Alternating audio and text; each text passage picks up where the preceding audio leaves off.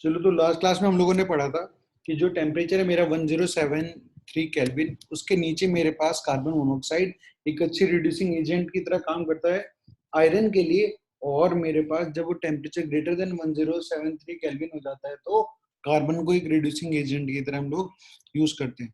तो हमको कुछ पॉइंट्स लिखने थे और लिमिटेशंस हमारी कल रह गई थी, उसको आगे लिखते हैं। लिखो, according to Ellingham diagram, carbon can be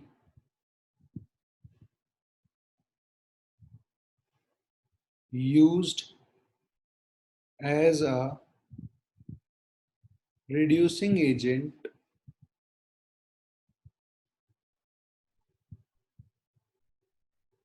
at higher temperature। ठीक है, कल हम देखा था कि मेरे पास जो कार्बन का ग्राफ आ रहा था वो कैसा आ रहा था, ऐसे।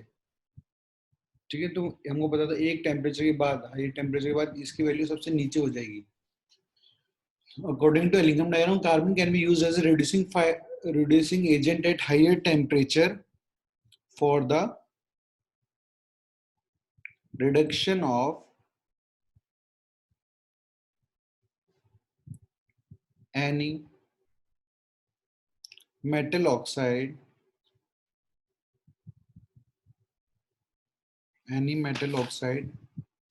but only theoretically।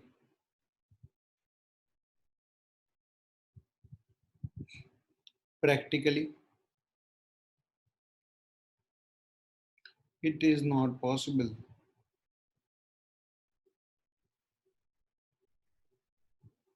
बहुत सारे रिएक्शन है, ये हम लोगों ने कल देखा था कि भाई अगर उसका रिडक्शन होगा या नहीं होगा, तो हम डेल्टा जी से कैलकुलेट कर रहे थे। तो उनमें क्या हुआ, बहुत सारे ऐसे रिडक्शन आए जो थ्योरेटिकली तो पॉसिबल थे, मतलब पेन पेपर पे आप कर रहे हो तो पॉसिबल दिख रहा है आपको कि उसका डेल्टा जी नेगेटिव आएगा। बट प्रैक्टिकली जब उसको करने जाते हैं तो नहीं होता। माइट बी बहुत अमाउंट ऑफ एनर्जी वो जो रिलीज करने वाला होता है वो इतनी एनर्जी लूज नहीं करता, एक्टिवेशन एनर्जी उसको नहीं मिल पाती। तो बहुत सारे कारण होते हैं। ठीक है, तो उसकी वजह से क्या होता है, वो प्रैक्टिकली पॉसिबल नहीं होता। ठीक है, तो आगे लिखो। जैसे मैं आपको एक एग्जांपल देना चाहूँ तो आप एग्जांपल लिख सकते हो कि कार्बन किसका रिडक्शन नहीं कर सकता, तो आप लिख सकते हो reduction of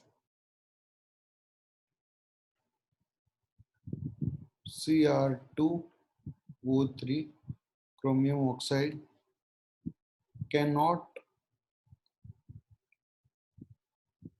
take place because carbon will react with chromium at such a high temperature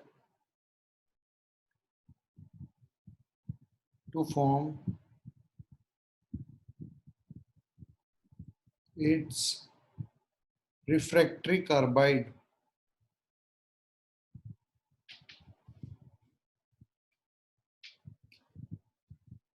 इनके कार्बाइड्स का फॉर्मेशन कर लेता है कार्बन इनके साथ रिएक्ट करके। ठीक है, तो इसलिए क्या होता है, हुआ क्या, करना तो इसको रिड्यूस था, पर रिड्यूस करने की जगह क्या हो गया, मेरे कार्बन ने इसके साथ के जो मेटल था क्रोमियम, क्रोमियम के साथ रिएक्ट करके क्या कर लिया, कार्बाइड का फॉर्मेशन कर लिया। ठीक है, इसकी वजह से क्या होता है, मेरा रिडक्शन पॉसिबल नहीं हो पाता। अब मैं लिखूंगा लिमिटेशंस के, इनकी क्या क्या लिमिटेशंस होती है एलिंगम डायग्राम की। जो मैंने आपको कल बताया था कि मेरे को एलिंगम डायग्राम से क्या पता चलता है, थर्मोडायनेमिक फैक्टर तो पता चल जाता है कि भाई रिएक्शन होगी या नहीं होगी, बट उसके काइनेटिक्स के बारे में मुझे कुछ नहीं पता चलता कि वो रिएक्शन कितनी तेज होगी, धीरे होगी, कैसे होगी, ये सब चीजें मुझे नहीं पता चलता। तो हम लिख सकते हैं लिमिटेशंस के अंदर, फर्स्ट पॉइंट, रोहन मत करो, ठीक लिखो, it only tells about the thermodynamic feasibility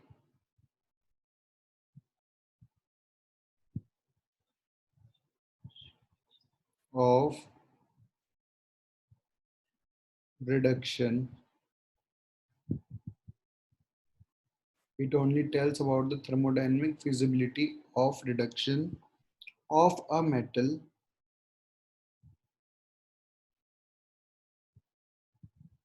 oxide by a reducing agent. It does not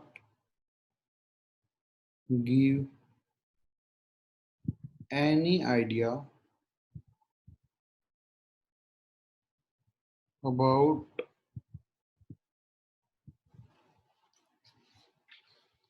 kinetics of the reaction. It does not give any idea about the kinetics of the reaction reaction के carbides के बारे में कुछ नहीं बताता। ठीक है, दूसरी चीज जो इसकी गलत थी, उन्होंने क्या किया था, इक्विलिब्रियम को एज्यूम कर रखा था।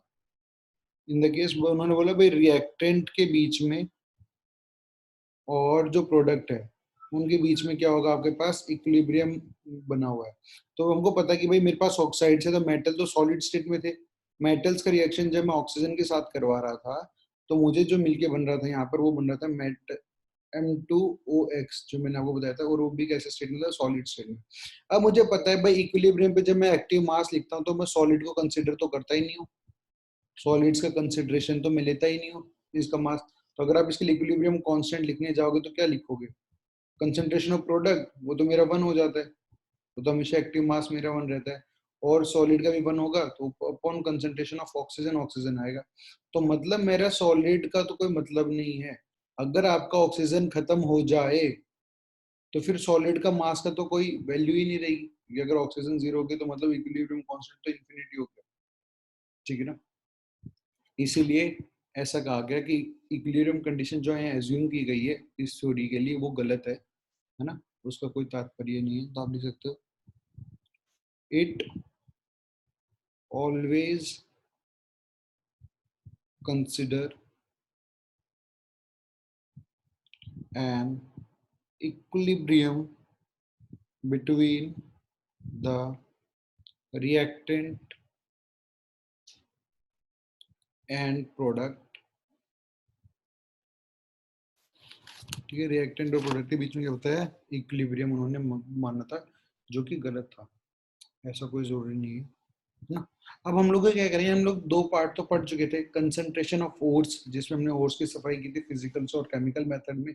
जो कि फिजिकल मेथड के अंदर हम लोगों ने मैग्नेटिक सेपरेशन से किया था, ग्रेविटी सेपरेशन किया था। ठीक है, फ्रोथ फ्लोटेशन प्रोसेस पढ़ी थी, फ्रोथ फ्लोटेशन मेरे सल्फाइड्स के लिए होती है, हमने ये सब पढ़ा। केमिकल प्रोसेस पढ़ा, उसके अंदर हम देखा लीचिंग होता है वहां पर। ठीक है, फिर हम लोग सेकंड स्टेप पे आ गए थे, कंसंट्रेशन से कन्वर्जन इनटू ऑक्साइड्स। ऑक्साइड्स के अंदर हम रोस्टिंग और कैल्सिनेशन से उनको कन्वर्ट कर रहे थे मेटल्स को, किसके अंदर, ऑक्साइड्स के अंदर। अब थर्ड प्रोसेस जो मैं पढ़ने जा रहा हूँ वो है मेरे पास reduction of metal oxides into metal. मैं चाहता हूँ कि मेटल ऑक्साइड्स को मैं कन्वर्ट कर दूंगा किसके अंदर, मेटल्स के अंदर। ठीक है ना, उसी के लिए हम लोगों ने एलिंगम डायग्राम पढ़ा था, ताकि मुझे ये पता चले कौन किसका रिडक्शन इजीली कर सकता है। ठीक है, तो आप हेडिंग डालिए अब, reduction of metal oxide into metal. ठीक है, मेटल ऑक्साइड को कन्वर्ट कर रहे हैं हम किसके अंदर, मेटल्स के अंदर कन्वर्ट कर रहे हैं। तो फर्स्ट प्रोसेस जो हम लोग पढ़ने वाले हैं यहाँ पर आयरन की स्मेल्टिंग। ठीक है ना, या फिर रिडक्शन कह सकते हैं हम, या फिर एक्सट्रैक्शन कह सकते हैं। आप तो लिखिए रिडक्शन बाय कार्बन, कार्बन से रिडक्शन करवाएंगे, रिडक्शन बाय कार्बन। जिसको हम स्मेल्टिंग कहते हैं, कि अगर मैं कार्बन से लेकर रिडक्शन कर रहा हूँ तो उसे स्मेल्टिंग प्रोसेस कहते हैं। तो हम लिख सकते हैं एक्सट्रैक्शन, या फिर आप लिख लो स्मेल्टिंग ऑफ आयरन, ताकि आयरन को कौन रिड्यूस कर रहा है, मेरा कार्बन यहाँ पर रिड्यूस करने वाला है। ठीक है, अभी जो कार्बन है जो रिडक्शन करेगा कार्बन आयरन का, वो एक स्पेशल जगह कैरिड आउट किया जाता है, ठीक है, जिसे हम कहते हैं ब्लास्ट फर्नेस। ब्लास्ट फर्नेस के अंदर ये सारे डिफरेंट स्टेजेस के अंदर ही प्रोसेस होती है, जहां पर मेरा मेरा जो मेन रिड्यूसिंग एजेंट होता है वो होता है कार्बन मोनोऑक्साइड। ठीक है ना, मैंने आपको बताया था लास्ट क्लास में, जब टेम्परेचर आपका कम हो 1073 केल्विन तक, तब मेरे पास कार्बन मोनोऑक्साइड एक अच्छा रिड्यूसिंग एजेंट होता है। बट टेम्परेचर जब ग्रेटर देन 1073 केल्विन हो जाता है, तो इसकी जगह आपका कार्बन आ जाता है। किसके लिए? फॉर आयरन ओर्स के लिए। ये बात सब सिर्फ किसके लिए थी? आयरन ओर्स के लिए थी। ये हम लोगों ने लास्ट में लिंगम डायग्राम में पढ़ा ही था। तो पहले हम इन दोनों पॉइंट्स को बना लेते हैं, फिर हम लोग ब्लास्ट फर्नेस को बनाएंगे और देखेंगे वहां पर किस तरह से किन 3 स्टेजेस के अंदर ये रिएक्शन कैरिड आउट होता है। आप देखिए, smelting is carried out in blast furnace. ठीक है, लिखिए carbon monoxide is the main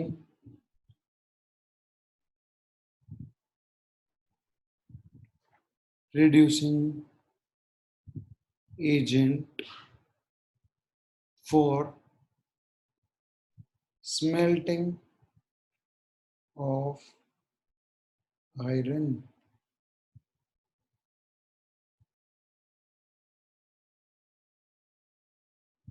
For smelting of iron.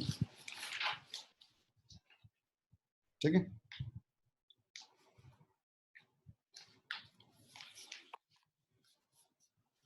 लिख लो आप इसे।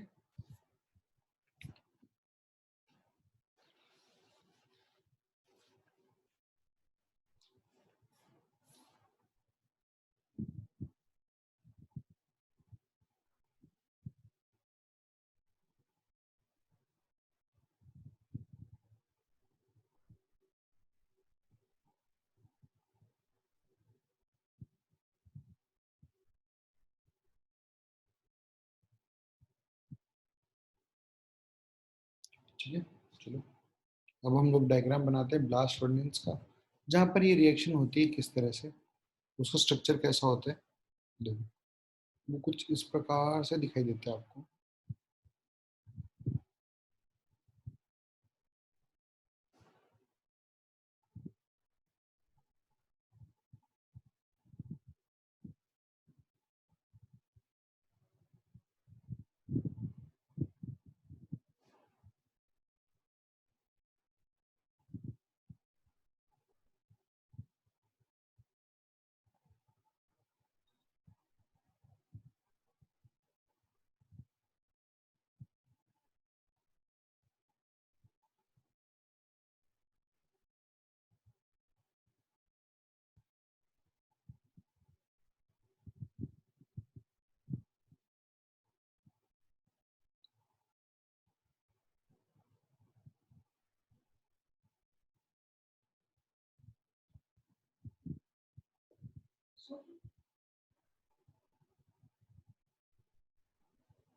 कुछ इस प्रकार से उनका होता है।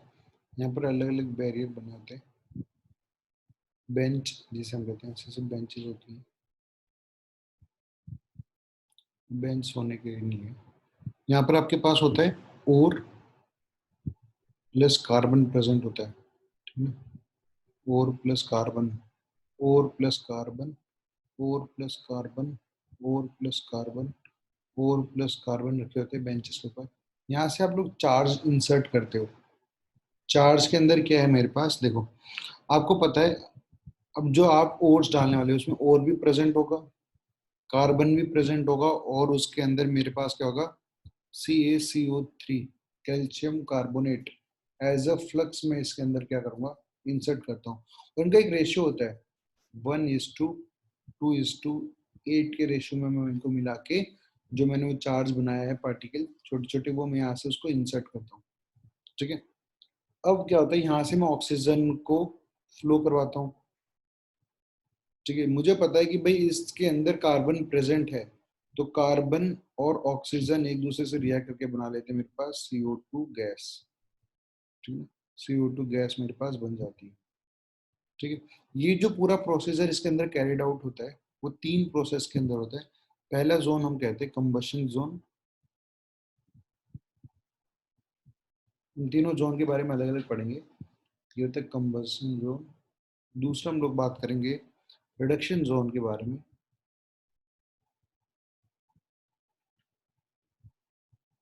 एंड थर्ड हम लोग बात करेंगे स्लैग फॉर्मेशन जोन और fusion zone. Slag formation zone और फ्यूजन जोन के बारे में। ठीक है, इन तीनों को अब हम लोग विस्तार से पढ़ेंगे एक एक जोन को लेके कि कंबशन जोन में क्या होता है मेरे पास। ठीक है, फिर मेरे पास भी रिडक्शन जोन में क्या होता है, और स्लैग फॉर्मेशन जोन और फ्यूजन जोन में किसे कहता हूँ। तो सबसे पहले हम बात करते हैं कंबशन जोन की। ठीक है ना, ये वो जोन है जहाँ पर टेम्परेचर मेरा सबसे ज्यादा होता है। 1600 से आप कह सकते हो 1900 डिग्री सेल्सियस तक यहाँ पर टेम्परेचर रहता है। तो आप ऊपर हेडिंग डाल लेना कंबशन जोन पहला है आपके पास।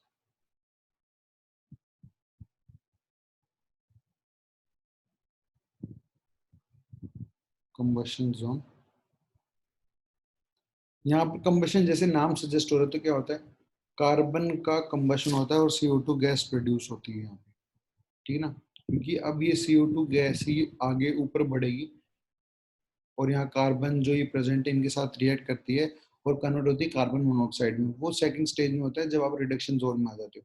तो फर्स्ट स्टेज जहाँ पर मेरा कंबशन जोन है वहां पर तो क्या होता है, कार्बन ऑक्सीजन के साथ रिएक्ट करती है, ऑक्सीजन के साथ रिएक्शन हो रहा है इसलिए कंबशन कहते हैं, और CO2 गैस का क्या होता है यहाँ पर प्रोडक्शन होता है। तो आप लिख सकते हो combustion of carbon take place and CO2 is formed, which rises upward। ठीक है, carbon solid plus oxygen gas का जब रिएक्शन हुआ तो क्या हो गया मेरा, CO2 गैस बन गई और CO2 गैस क्या करेगी अब ऊपर की तरफ जाएगी। ठीक है ना, इस जोन का जैसे मैंने अभी आपको बताया टेम्परेचर सबसे ज्यादा होता है, तो ये आप लिख सकते हो this is the highest temperature zone। This is the highest temperature zone। 1600 to 1900 degree Celsius तक का यहाँ का क्या होता है टेम्परेचर होता है। अब ठीक है, CO2 गैस बन गई। अब ये CO2 गैस है, ये क्या करेगी अब ऊपर राइज करना शुरू करेगी जहां पर और प्लस कार्बन प्रेजेंट है। ठीक है ना, CO2 गैस ऊपर आ रही है कहाँ पर, जहां पर और प्लस कार्बन है उनकी तरफ। ठीक है, आने दो। तो यहाँ पर अब मेरे पास सेकंड प्रोसीजर आ जाता है जिसका नाम क्या है, रिडक्शन जोन। ये एंटर करती है किसके अंदर, रिडक्शन जोन के अंदर।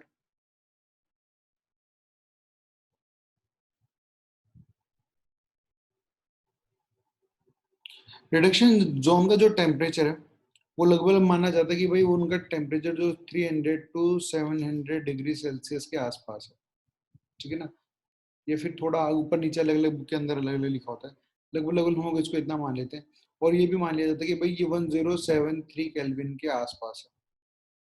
ठीक है, इतना मान लिया कि भाई मेरा 1073 केल्विन जो है इसकी रेंज के अंदर ही आ रहा है। ठीक है, अब क्या बोला गया, और कहीं कहीं बुक में वैसा भी लिखा होता है कि 500 से 800 डिग्री सेल्सियस के बीच में है। ठीक है, एक रेंज होती है अलग अलग ब्लास्ट फर्नेस की, अलग अलग कैपेसिटी, तो उसको देखिए आपको फिक्र नहीं करना, आपको इतना रेंज देख लेना कि भाई हंड्रेड्स के अंदर है, यहाँ पर 500 से 1000 के बीच में, तो आपका कौन सा है, वो रिडक्शन जोन है।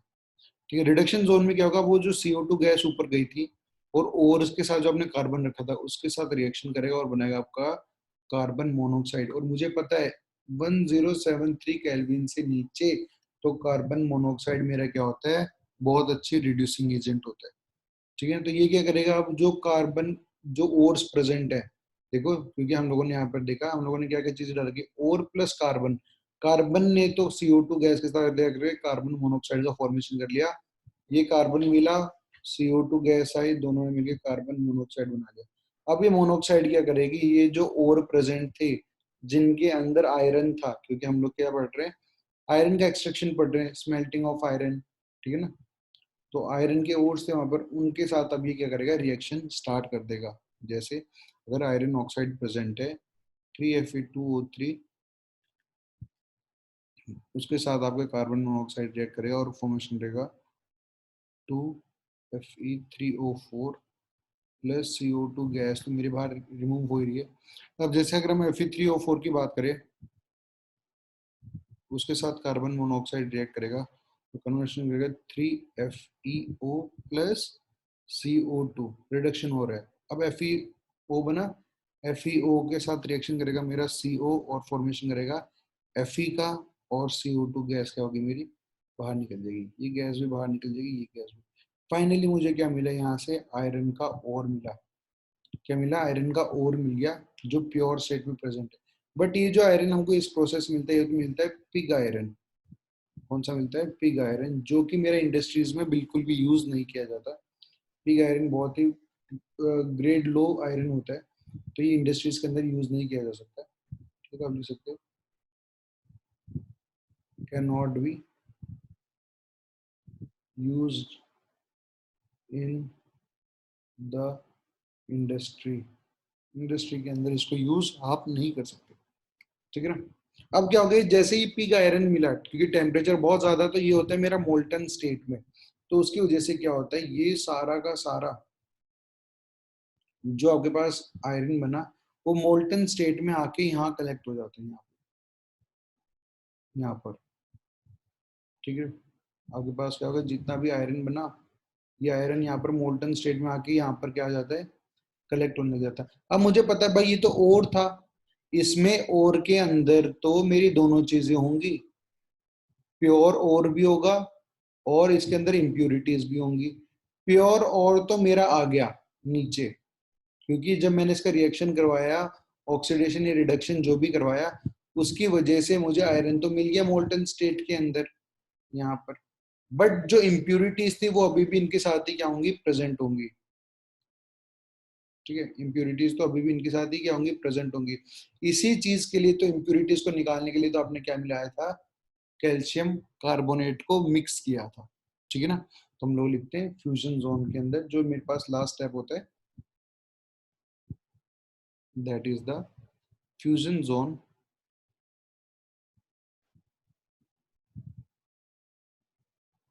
ठीक है, फ्यूजन जोन का जो टेम्परेचर होता है वो 1000 डिग्री सेल्सियस से लेके 1400 डिग्री सेल्सियस तक रहता है। ठीक है ना, तुमको यहाँ पर मोल्टन स्टेट में मिलता है। ठीक है, तो आप लिख सकते हो molten state of metal is obtained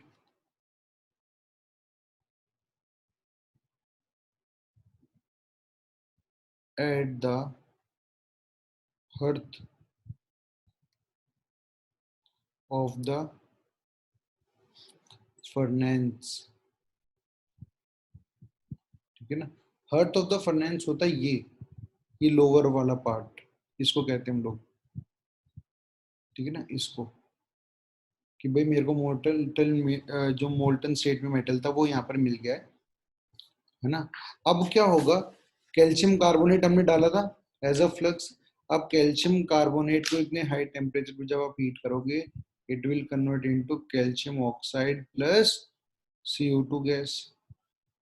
ठीक है, अब ये जो कैल्शियम ऑक्साइड आपने डाला है और उसके अंदर जो इम्प्यूरिटीज थी, ये कैल्शियम ऑक्साइड जो इम्प्यूरिटीज थी सिलिका SiO2, ये मेरी क्या है, इम्प्यूरिटीज है।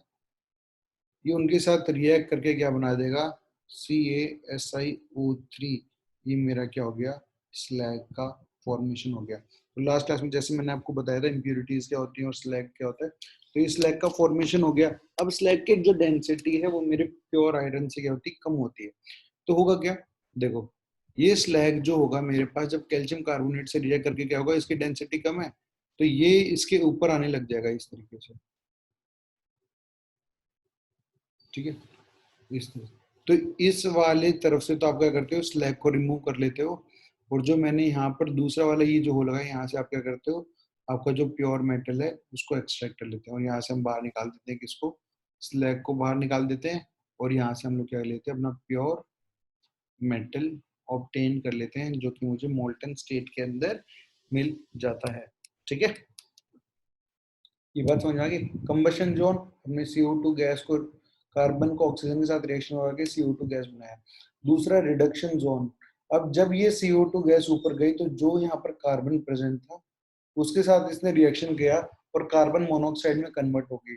उसके बाद जो ओर्स के अंदर ऑक्साइड्स थे उनका उसने रिडक्शन स्टार्ट कर दिया और वो पहुंच गए किस पे, फाइनली आयरन पे पहुंच गए और CO2 गैस मेरी लगातार बाहर निकल गई।